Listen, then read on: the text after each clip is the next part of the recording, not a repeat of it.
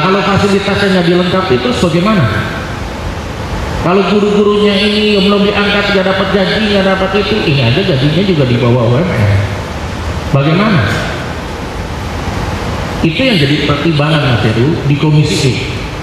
Kan kita memberikan anggaran 620 miliar, tambahan menjadi total 9,5 triliun. Harapan kami anggaran itu tepat sasaran. Bagaimana anggaran itu tepat sasaran? Satu, sesuai dengan aturan dari Pergubnya maupun Juklisnya bahwa anggaran itu dibuka rekeningnya atas nama SMA atau SMK atau sekolahnya.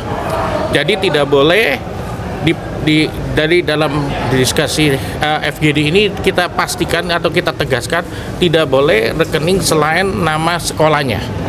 Itu karena bila itu di luar nama sekolah maka itu berarti udah ada pelanggaran atau penyimpangan.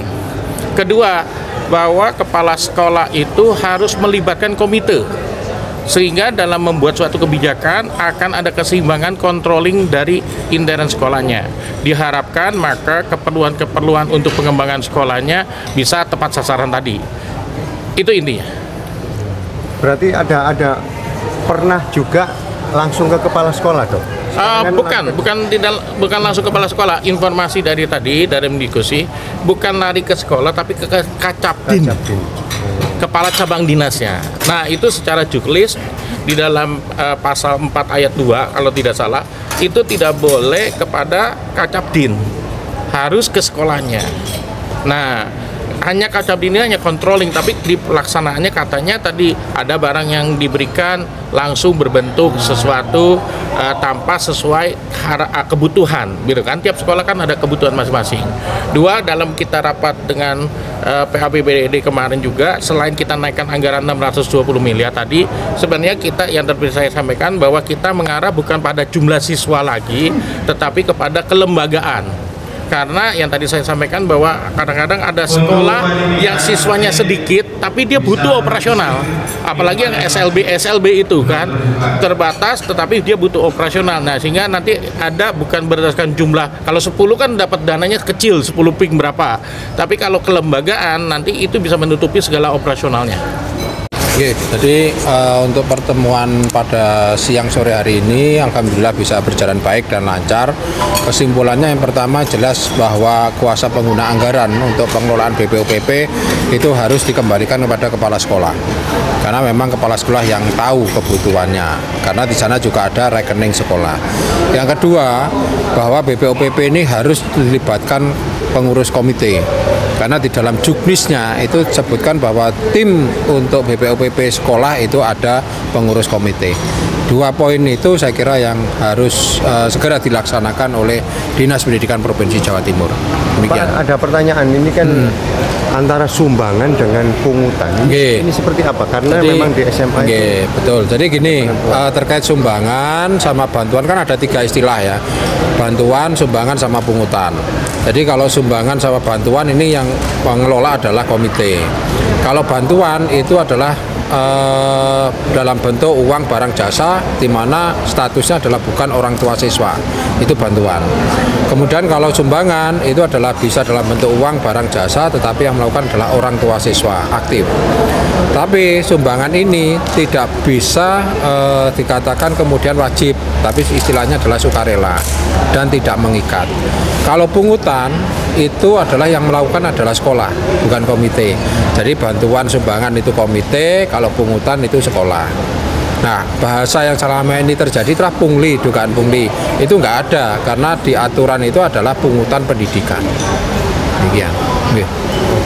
Berarti apakah diperbolehkan komite ini ya setiap bulan harus segini, orang tua siswa dibebani segini?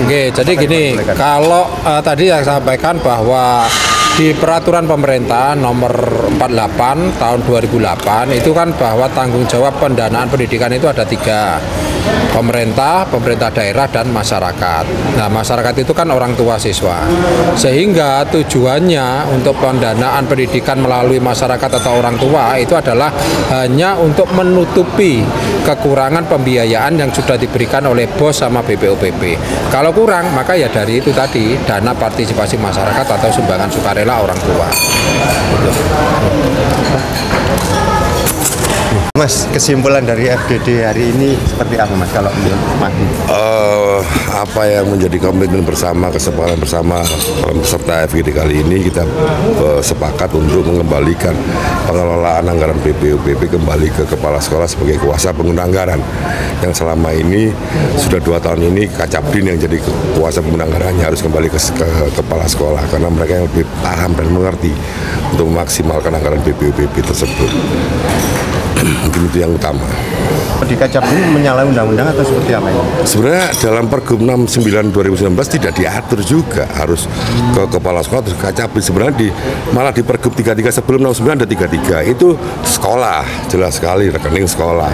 Tapi di 69 dihapus itu. Sehingga tidak jelas juga boleh ke kepala sekolah, boleh ke Kacabdin. Inilah yang dimanfaatkan. Belum ada turunan terbaru.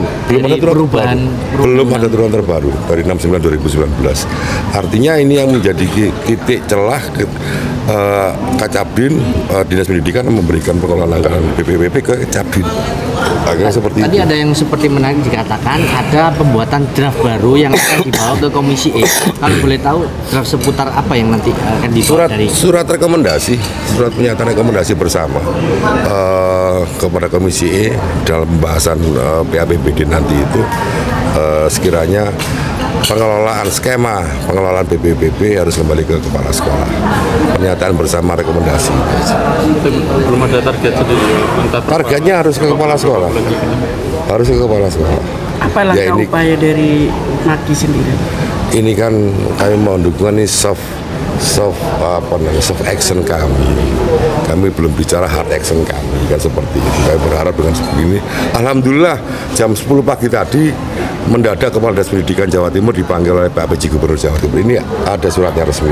Kami juga tahu tadi jam 10 pagi. Artinya berbicara juga itu skema BPUPP. Semoga karena permintaan kami ini saya juga laporkan ke PJ Gubernur Jawa Timur. Secara pribadi juga saya sampaikan juga kepada Ibunda Kofifa dan Bapak Emil Dardak. Artinya tadi ada dua tambahan anggaran yang 620 miliar itu plafonnya apakah untuk seluruh Jawa Timur atau terpilih dengan kuota yang ada? BPUPP itu kan di cover terakhir kemarin hanya 9 bulan.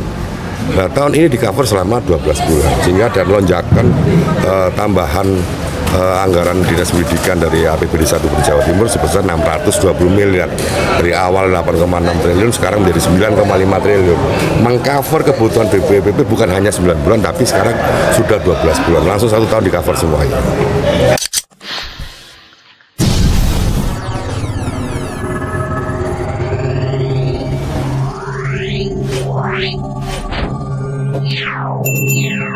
Yeah.